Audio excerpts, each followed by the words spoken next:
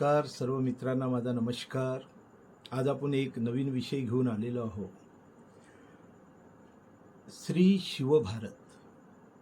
छत्रपती शिवाजी महाराजांचं चरित्र म्हणजे अगदी अथांग सागर आहे. या सागरामध्ये गोता मारून आपल्याला एखादी मोती मिळतो का? कारण मोती सर्वत्र विखुरलेले आहेत. शिवचरित्र म्हणजे श्री शिवभारत. आणि महाराज हयात असतानाच महाराजांनी कवींद्र परमानंद गोविंद नेवासकर यांना हे शिवभारत लिहिण्याची आज्ञा दिली. आणि त्याची पार्श्वभूमी अशी सांगतात कवींद्र की काशीचे फार विद्वान पंडित आणि यांच्या समोर कवींद्र आपली सर्व या महाराजांच्या गोष्टी सांगतात. अगदी गीतेप्रमाणे या शिवभारताची रचना केलेली आहे. गीतेमध्ये भगवान श्रीकृष्ण हतवा प्राप्तसी स्वर्ग जित्वा वा मोक्षसे महिम तस्मादुत्तिष्ठ कोणते युद्धाय कृत निश्चय. आणि त्याहीपेक्षा एक फार मोठा संदेश भगवान श्रीकृष्णाने दिला आहे. आणि तो संदेश आहे की स्वधर्म निधनम श्रेय परधर्म भयावहा. याचे जिवंत उदाहरण म्हणजे छत्रपती शिवाजी महाराज. त्यांनी भगवद्गीता, महाभारत, रामायण हे सर्व आपल्या जीवनात उतरवलं. भगवान श्रीकृष्णाने धर्मसंस्थापना केली. यदा यदा हि धर्मस्य ग्लानिर्भवति भारत. त्याप्रमाणे छत्रपती शिवाजी महाराजांनी कलियुगामध्ये धर्मसंस्थापना केली. देवद्वी जगवा गोप्ता दुर्दांत यवनांतकम प्रपन्नाना परित्राता प्रजाना प्रियकारका तस्यात्मज ब्रह्मणेन काध्याय गर्भितम भगवत्या प्रसादेन. या प्रकारे छत्रपती शिवाजी महाराजांची धर्मसंस्थापना, भगवान श्रीकृष्णाची धर्मसंस्थापना ही वैदिक धर्माचे पालन या अर्थाची आहे. तर छत्रपती शिवाजी महाराजांची धर्मसंस्थापना ही हिंदू राष्ट्र धर्मसंकल्पना आहे. शिवभारतामध्ये कवींद्र परमानंद शिवभारत काय आहे? उदार शब्द संदर्भ भुरी भावार्थ मनभूतम माधुर्यादि गुणोपेत मलंग करेर अलंकृतम निश्चित धर्मशास्त्रार्थ रथशास्त्र समान्वितम विश्रुत सर्व लोकेषु पुराण निवनूतनम प्रणिपत्य प्रवक्ष्यामि महाराज धीमतम चरितम शिवराजस्य भरतशैव भारत. ज्याप्रमाणे भरताचं श्री महाभारत तसं छत्रपती शिवाजी महाराजांचं शिवभारत अशा अर्थाचं हे शिवभारत आहे. आज आपण शिवभारतामधून अफजल खान यांचं केलेलं वर्णन आपण पाहणार आहोत. तुमच्या मनातील काही शंका कुशंका, कसा होता अफजल खान, त्याचं वर्णन का करावं लागलं कवींद्रांना, आणि इतर अनेक गोष्टी आहेत. तुमच्या मनात काही शंका कुशंका असतील तर तसे कॉमेंटमध्ये तुम्ही तसे प्रश्न विचारा. आणि माझे राजा महाराज हे चॅनल सबस्क्राईब करा. विषयाला हात घालू.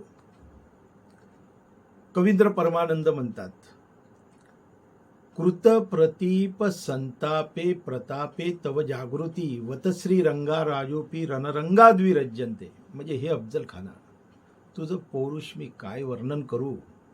तू त्या श्रीरंग पट्टणच्या राजाला भेटायला बोलवलं आणि त्याचा दग्यानं खून केला.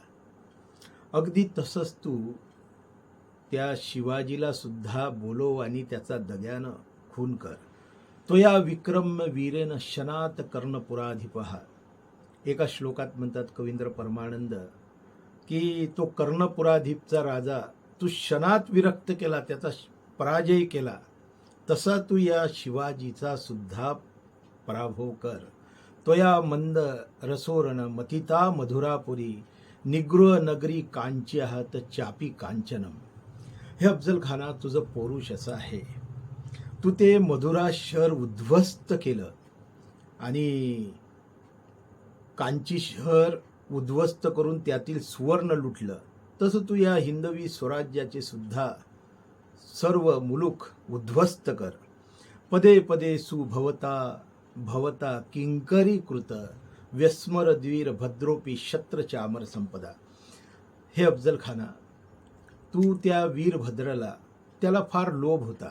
सिंहासनाचा, शत्र, चामरे याचा फार लोभ होता.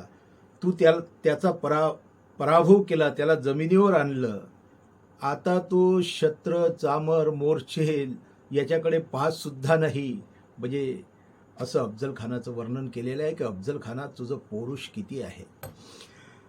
विभेती सिंहलपतीर्मर्तो लंकापुरी तथा भज्जंती भो धीरपी मा तादिंद तव पौरुषम. हे अफजल खाना, तुझं पौरुष मी काय वर्णन करू.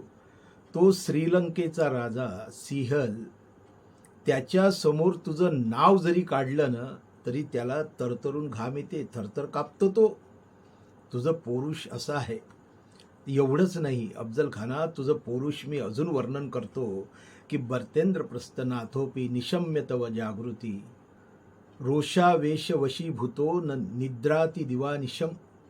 तो स्वतःला आलमगीर म्हणणारा दिल्लीचा बादशाह, त्याच्या झोपेत जरी तू आठवला ना तरी त्याला रात्रभर झोप येत नाही. करवटे बदलते रहे सारी रातभर. म्हणजे असा अफजल खान, काय दरारा असन त्याचा.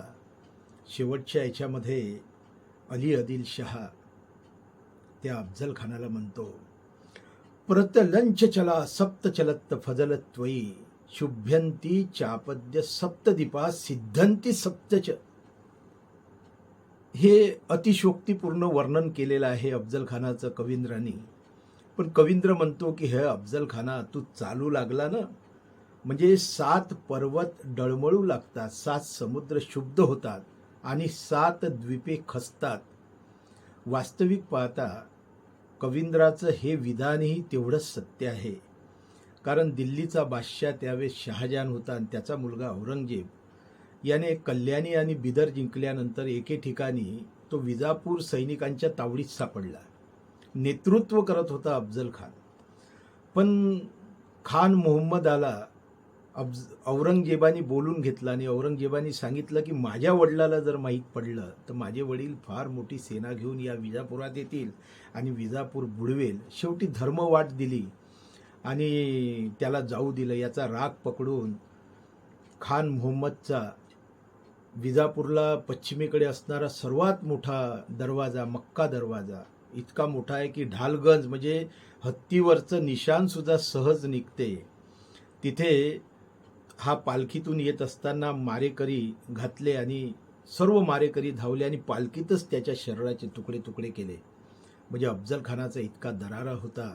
श्रीलंकापासून तर दिल्लीचा बादशाही त्याला घाबरत होता. म्हणून असं परमानंदाने त्याचं वर्णन केलेलं आहे. पण आता अली आदिलशाह काय म्हणतो. अली आदिलशाह सतर्क करतो अफजल खानाला आणि त्याला म्हणतो, अयम कोमार्य मारभ्य निकृती प्रकृती स्वयं यवनानव जानाती जाग्र जुग्र पराक्रम. हे अफजल खाना एक लक्षात ठेव. तो अतिशय उग्र पराक्रमाचा. कोण? शिवाजी राजा. तो अतिशय उग्र पराक्रमाचा, कपटी स्वभावाचा आणि लहानपणापासून म्लेंचांचा, तुर्कांचा अपमानच करत आलेला आहे. काय लिहिलं आहे हे शिवभारतामध्ये. लोक सर्वधर्म समभाव, धर्मनिरपेक्षता यामध्ये छत्रपती शिवाजी महाराजांना गुंफण्याचा प्रयत्न करतात.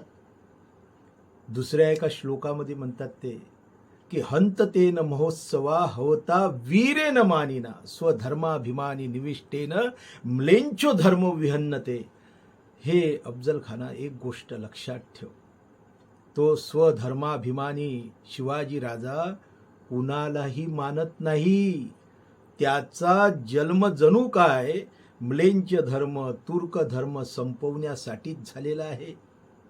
असे अनेक शिवभारतामध्ये वक्तव्य कवींद्रांनी अली आदिलशाहच्या मुखामध्ये घातलेले आहे. इतकंच नाही तर अफजल खानाचं पत्र घेऊन आलेला कृष्णाजी भास्कर, ते पत्रही छापलेलं आहे. आणि त्या पत्रामध्ये कवींद्र म्हणतात की त्वया गृहीत्वा कल्याणं तथा भीमपुरीमपि यवनानव जानाति जाग्र यवनानव महासिद्धिनिलया कील पातिता तुभ्य कृप्यन्ति ते ध्यापी यवना पवनाशना अपहृत्यादि कृतावेशा विडंबना निगृह यवनाचार्य नविचार्यात्मते बलम प्रतिबद्धानाश्च विद्वानां ध्यानं कृतो भयम. तो अफजल खान म्हणतो शिवाजी महाराजांना, तू आमच्या कल्याण भिवंडीच्या मशिदी पाडल्या, तू आमच्या यवनाचार्य म्हणजे मुल्ला मौलवींना मारतो, त्यांना दंड देतो, त्यांना पळून लावतो, तू आमच्या धर्माचा नाश केलेला आहे, तू आमचा धर्म संपवलेला आहे, अशा प्रकारचं वक्तव्य कवींद्रनी अफजल खानाच्या मुखामध्ये सुद्धा घातलेलं आहे. व्हिडिओ कसा वाटला ते जरूर कळवा कमेंटच्या माध्यमातून. आणि माझं राजा महाराज चॅनल जर सबस्क्राईब केलं नसेल तर त्याला सबस्क्राईब करा. अशीच इतिहासातील अपरिचित माहिती मी वेळोवेळी तुमच्याकडे घेऊन येईल. जय शिवराय.